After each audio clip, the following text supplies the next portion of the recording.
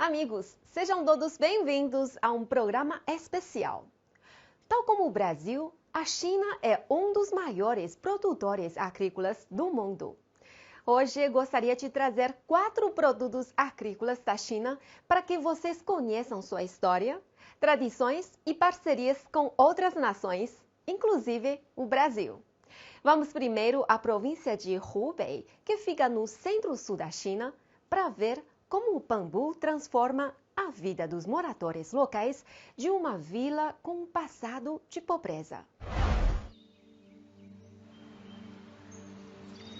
Na China, o bambuzal pode reduzir as emissões de carbono em 197 milhões de toneladas todos os anos. Os detritos de bambu podem ser transformados em 35 mil toneladas de biocombustível, cujo valor de produção ultrapassa 10 milhões em uma só cidade.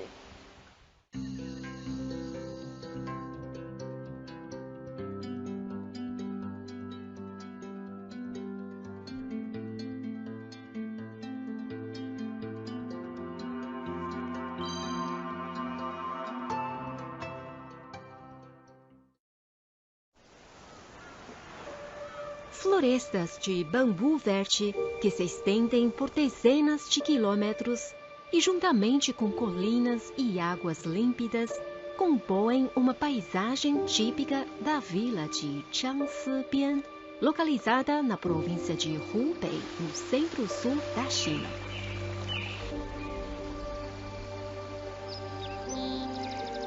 Uma das 23 vilas pobres da cidade de Chibi, Jiangxibian era um lugar de acesso difícil devido às suas estradas sinuosas.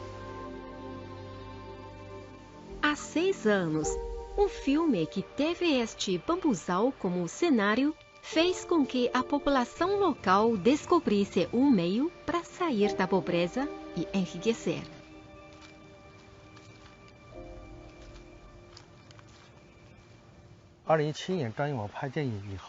Em 2017, o diretor Zhang Yimou filmou aqui uma cena do seu filme. Desde então, as belezas naturais e o ambiente ecológico original de Jiangxibian vêm sido conhecidos entre mais pessoas. Com mais de 2 milhões de árvores neste bambuzal de cerca de 1,4 hectare, a taxa de cobertura florestal é de 90%. 这个竹子是一般长多高呢？ 大概有22米多高。 Quantos metros eles podem chegar? Esses bambus têm 22 metros de altura. A planta tem uma capacidade reprodutiva muito forte. Pode aumentar em mais de 1 milhão a cada ano. Apoiando-se nos recursos abundantes de bambu, Jiangxibian encontrou um caminho de desenvolvimento orientado para turismo rural e para a indústria verde.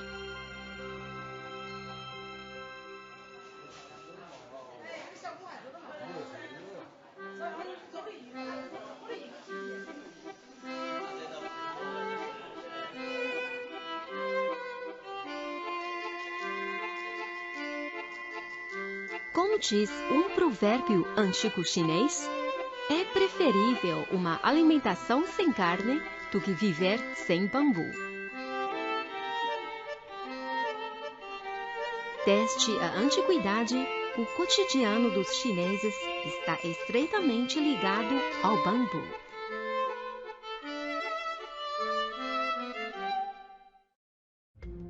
Com crescimento rápido, o bambu é resistente e elástica e é amplamente utilizado na construção, agricultura, fabricação de móveis e utensílios do dia a dia. Por meio destes utensílios que os chineses costumavam usar no cotidiano, a ternura, a flexibilidade e a fineza do bambu vem sendo consolidada, transmitida e inovada. Esta é a vila de Yanglousi, a 65 quilômetros da Jiangxibian. Nesta floresta verdejante, Esta espécie nativa de bambu é, sem dúvida, a planta protagonista.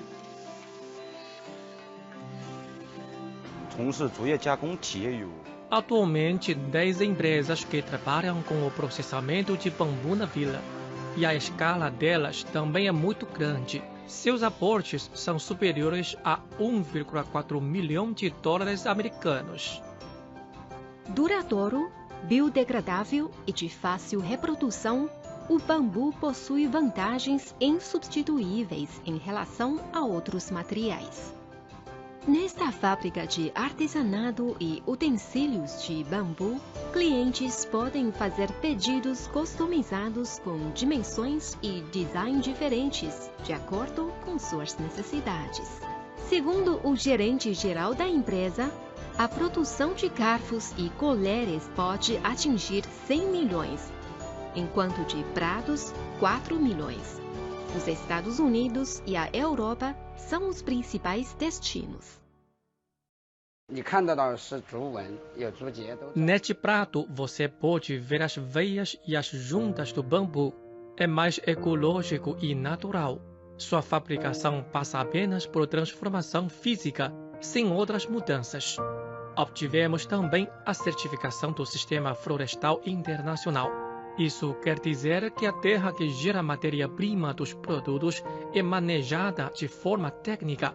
O corte de bambu é realizado cientificamente, sem abusos.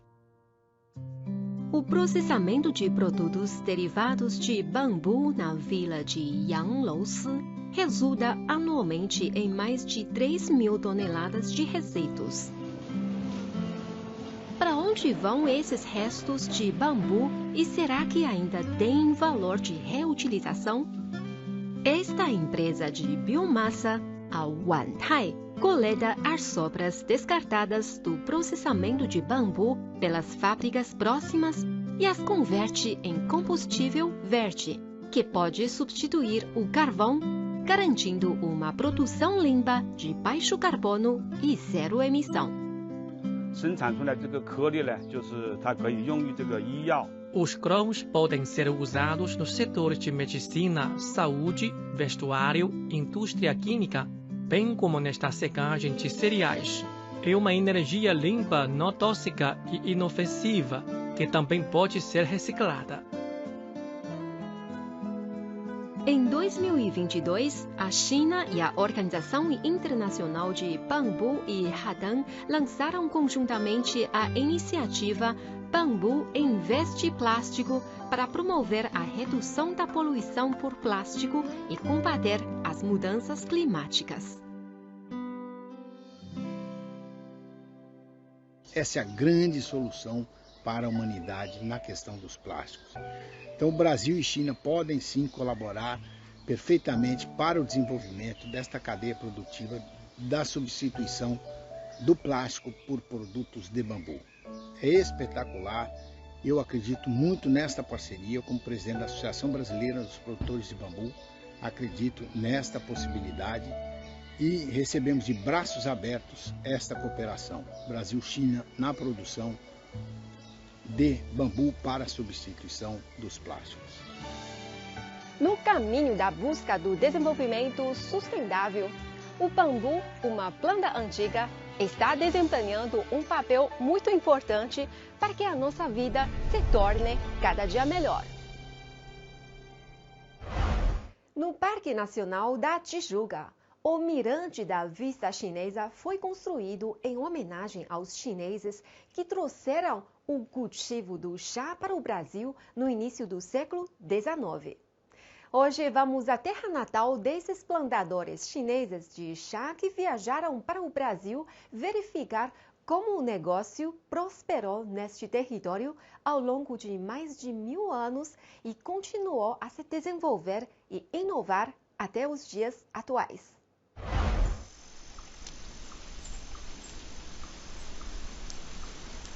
Há mais de 3.000 anos, os chineses já começaram a cultivar chá.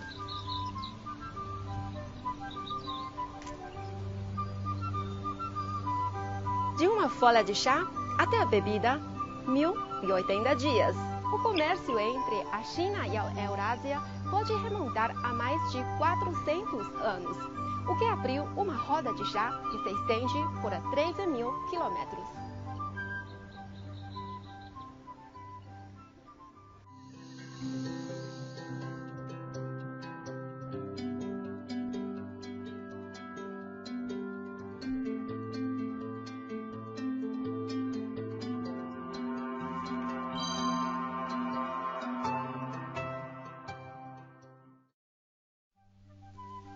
No Parque Nacional da Tijuca, o Mirante da Vista Chinesa foi construído em homenagem aos chineses que trouxeram o cultivo do chá para o Brasil no início do século XIX.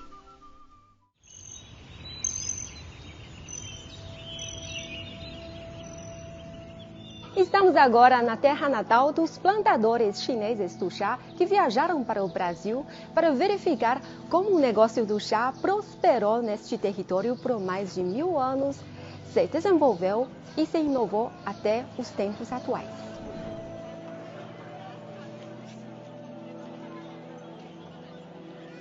Estamos na vila de Yangloudong, na cidade de Chibi.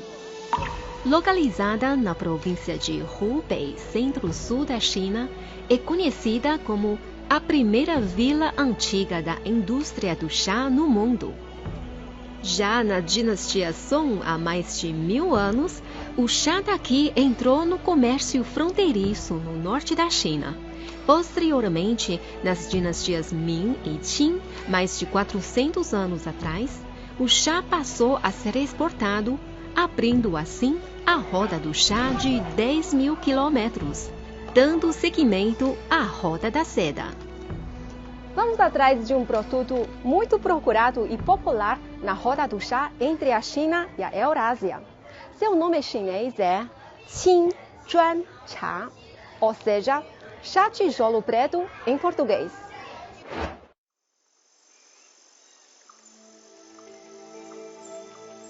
Neste jardim, árvores de chá são cultivadas a perder de vista. Suas folhas são a matéria-prima para a produção do chá de tijolo.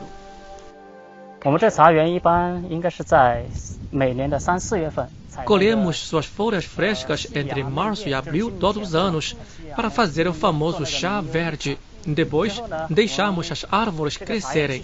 De maio a outubro, a colheita é feita com máquinas, desta vez para fazer a matéria-prima do chá de tijolo.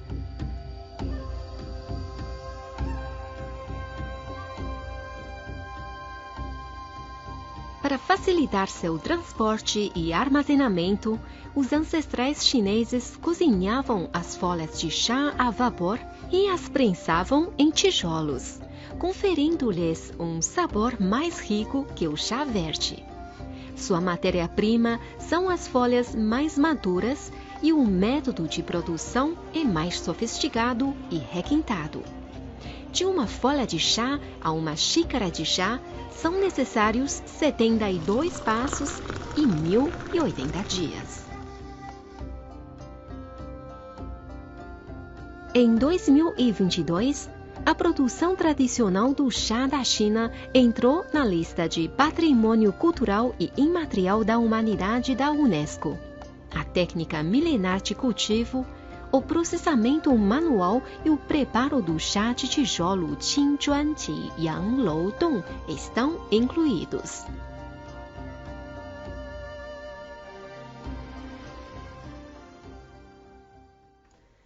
Em seguida, vamos a uma empresa moderna de chá para ver como o cultivo e processamento de chá tijolo avança no caminho repleto de tecnologia e inteligência. Então, esta é uma cabine de monitoramento de Big Data. Podemos ver, é um ambiente muito tecnológico. Nesta sala de dados futurista, funcionários podem monitorar as condições de pragas nas plantações de chá em tempo real, as etapas de processamento do chá, sua temperatura e umidade, assim como dados de plantio de chá da região e transações nacionais.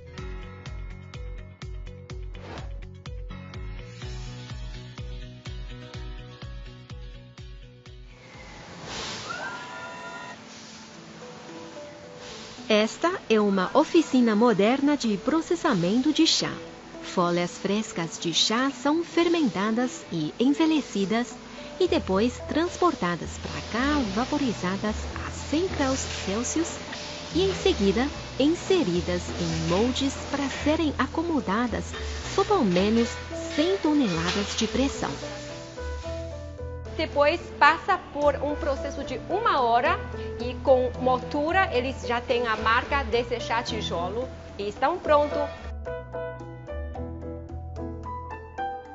Nesta oficina, para cuja operacionalização eram necessários 15 técnicos, agora bastam 3 para o mesmo trabalho com a ajuda das máquinas.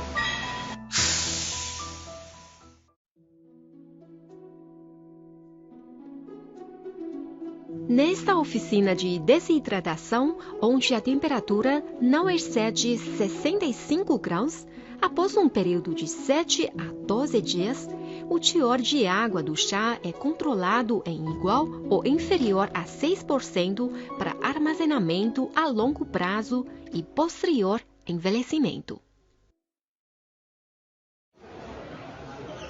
Uma vez usado como moeda na roda do chá, após 1000 anos, o chá de tijolo Qingjuan continua sendo um item indispensável no dia a dia das pessoas.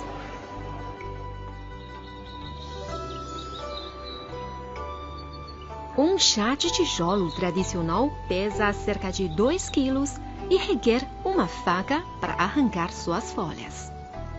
Para torná-lo mais portátil, foi inventado o chá no formato de barra de chocolate que pode ser facilmente tirado à mão, bem como este chá que pode ser dissolvido em água fria.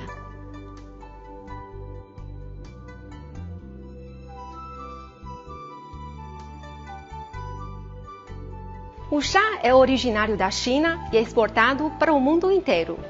Não importa como seu processamento ou preparo mude, ou a maneira de tomá-lo. A essência que a cultura do chá transmite e passa em relação à harmonia, a união entre o ser humano e a natureza e a paz permanecerá para as gerações futuras. A China foi o primeiro país a desenvolver e promover o arroz híbrido.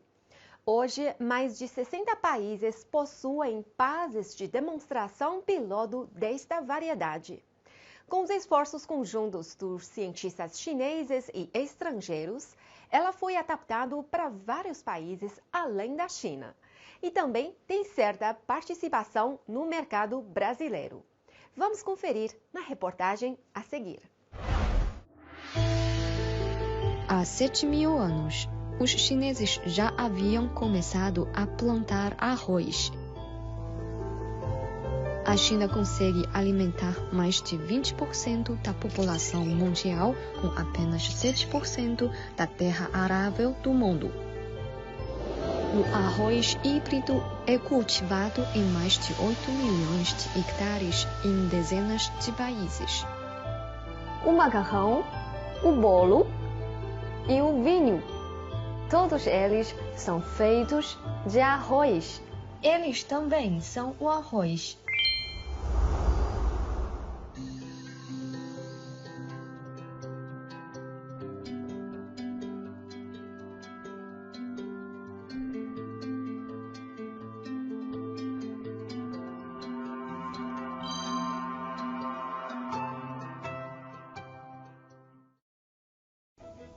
Há 13.000 anos, já existia o consumo humano de arroz na China.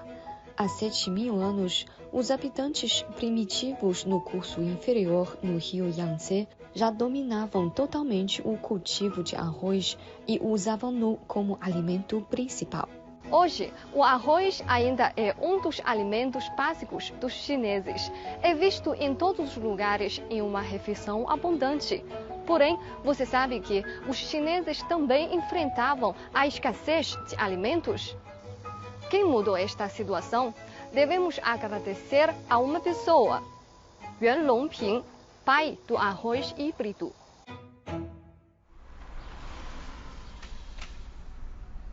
Eu estou no lugar onde Yuan Longping trabalhou, o Centro de Pesquisa de Arroz Híbrido de Hunan.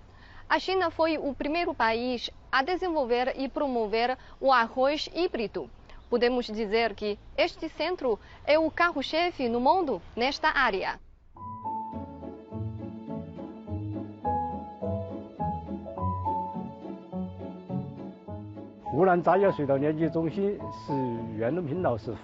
O centro, iniciado e estabelecido por Yuan Longping em 1984, é a primeira instituição de pesquisa científica especializada em arroz. O nosso trabalho inclui a seleção de novas espécies, o preparo de sementes, o cultivo ecológico, etc.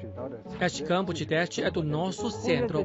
Essa parte é a base de reprodução de arroz precoce de cultivo duplo. O arroz híbrido refere-se à seleção de duas variedades de arroz com certas diferenças genéticas e características complementares para produzir novas variedades com maiores vantagens. Tomando o arroz de cultivo duplo como exemplo, em 2022, a sua produção por mu nos campos de teste atingiu 1.500 quilos em 2 safras.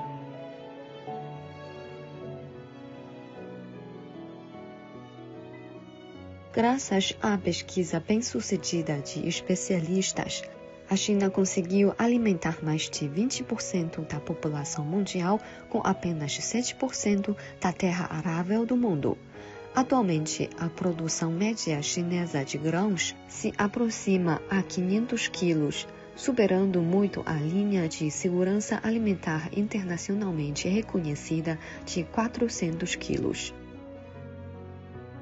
Aliás, os sucessores de Yuan Longping não estavam satisfeitos e continuaram aprimorando a técnica de plantação de arroz híbrido, fazendo com que, em alguns terrenos que anteriormente eram inadequados para o cultivo, o arroz híbrido também conseguiu crescer. Como, por exemplo, o arroz de água do mar é um tipo de arroz tolerante à salinidade. Estou desenvolvendo a variedade Hanliangyu Huajian e a nossa seção está desenvolvendo a Shuangliangyu 138. Ambas são resistentes à salinidade e excelentes na produtividade e qualidade.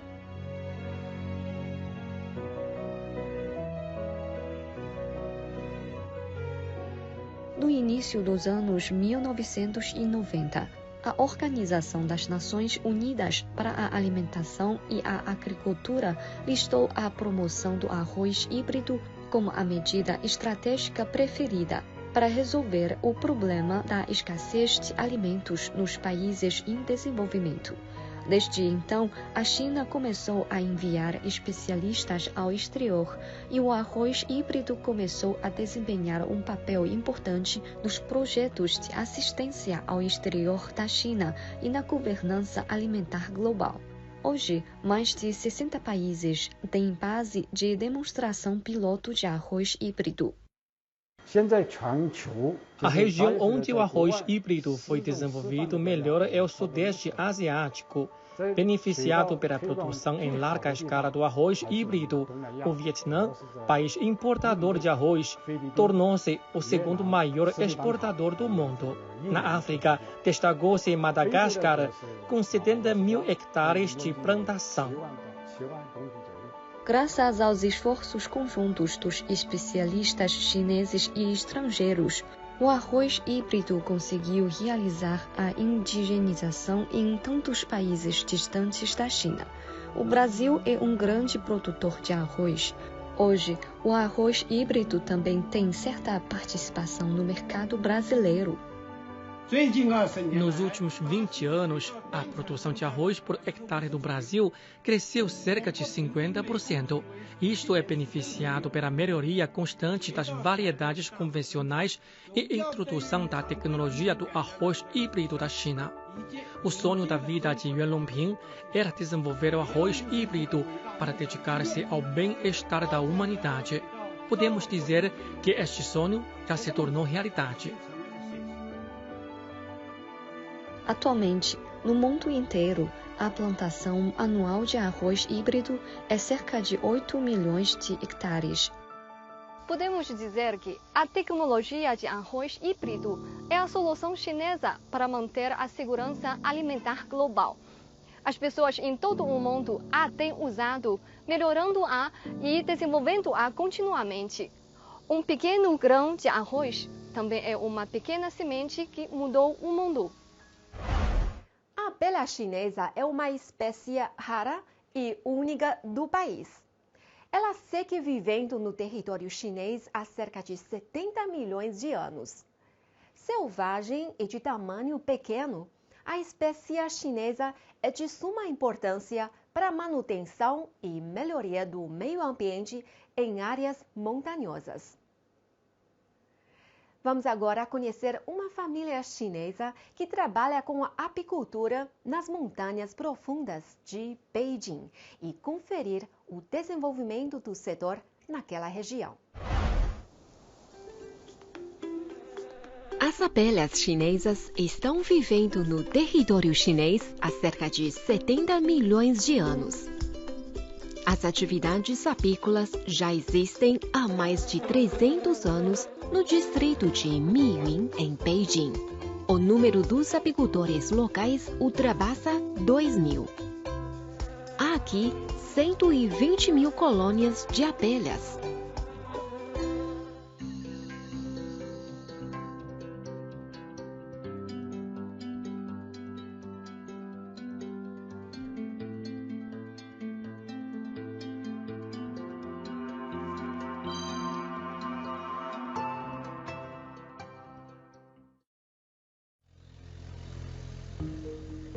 Liu Yunzhong é um apicultor nativo de Miyun.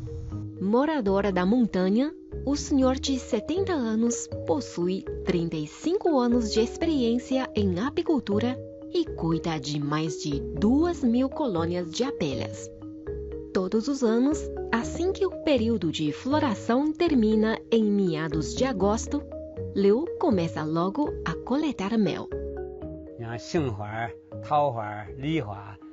Flores de amendoeira, pessegueiro e pera, além das flores selvagens da montanha, têm néctar. O distrito de Miyun fica a cerca de 80 quilômetros do centro de Beijing. Sua taxa de cobertura florestal chega a 70%. Aqui crescem milhares de plantas selvagens. Os ricos recursos naturais e o excelente meio ambiente propiciam o desenvolvimento da apicultura. Além de mel e favo, o apiário de Liu Yunzhong também produz pólen e geleia real. 听说您儿子也是跟您一起养蜜蜂。 对。 Seu filho também se juntou a você no apiário. Sim, desde pequeno ele gosta de abelhas porque cresceu junto com elas. Paguei seus estudos até a universidade com a apicultura.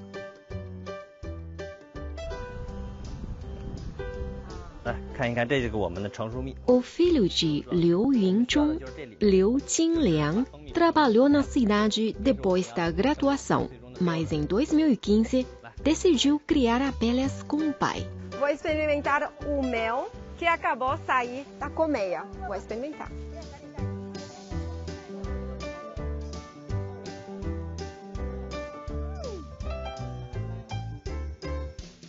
Muito bom, viu? Jovem pioneiro e mente aberta a novidades, Liu Jinliang foi um dos primeiros a comprarem veículos apícolas em Beijing em 2019, dando o primeiro passo para a apicultura mecanizada. Este negócio pode trazer uma renda anual de 500 mil yuans para a família de Liu. As 2.000 caixas de abelhas criadas pela família são da espécie europeia, conhecida pela alta produção de mel. Foi introduzida na China pela Rússia no início do século XX. Além destas, a família também cria 300 caixas de uma espécie rara e única da China, a abelha chinesa.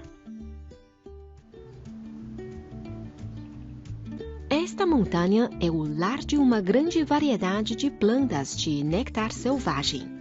As flores finas são mais apropriadas para as abelhas chinesas, cujo tamanho é menor que a abelha europeia. A colheita de néctar ajuda indiretamente a polinizar as plantas e aumenta a diversidade dessas espécies monoplantadas. As abelhas chinesas eram selvagens e foram domesticadas.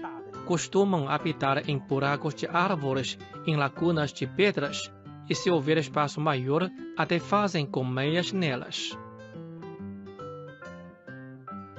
Guo Xiaoli começou a trabalhar com abelhas chinesas a partir de 2015. Na perspectiva dele, a maior importância da abelha chinesa é a manutenção e melhoria do meio ambiente em áreas montanhosas. As abelhas chinesas podem trabalhar a temperatura muito baixa, com 7 graus, enquanto as abelhas italianas precisam de mais de 13 graus. Na região norte da China, as plantas que florescem no início da primavera e no final de outono precisam de abelhas chinesas para serem polinizadas. Sem elas, muitas plantas nativas teriam sido extintas.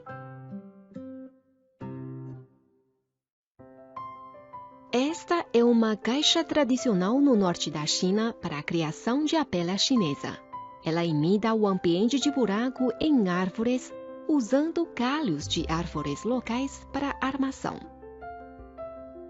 Ela é Luo Qihua, única mulher em Beijing que conquistou doutorado na área.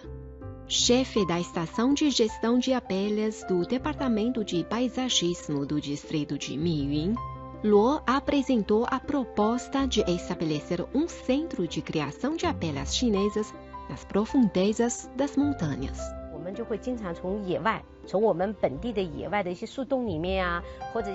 Fomos à natureza para buscar as abelhas selvagens e as trouxemos de volta para o nosso apiário. É onde estamos hoje que foi estabelecido o campo de reprodução. Para proteger as abelhas chinesas, Miyun ainda criou uma área de proteção onde as abelhas chinesas e europeias são criadas em áreas separadas. As abelhas selvagens são usadas para melhorar as características das colônias das abelhas domesticadas. Em Miyun foi estabelecido um parque e um museu para popularizar o conhecimento sobre as abelhas.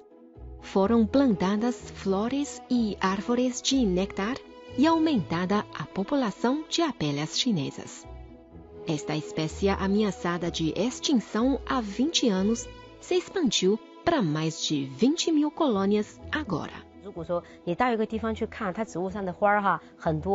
Se você for a um lugar e ver muitas flores, abelhas e outros insetos, quer dizer que a ecologia deste lugar é boa. Temos que agradecer às abelhas por fazer uma grande contribuição para o nosso meio ambiente.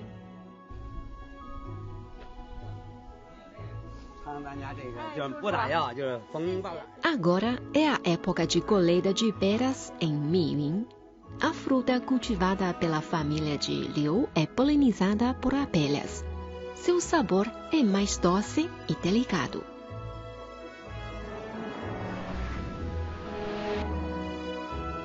Por milhares de anos, as abelhas e o ser humano convivem intimamente. Através da polinização das plantas é mantida a biodiversidade. Os apicultores prosperam com as atividades apícolas, enquanto as abelhas trazem o presente mais doce para a humanidade. O comportamento humano impacta sua sobrevivência e desenvolvimento. Proteger as abelhas é proteger o nosso planeta.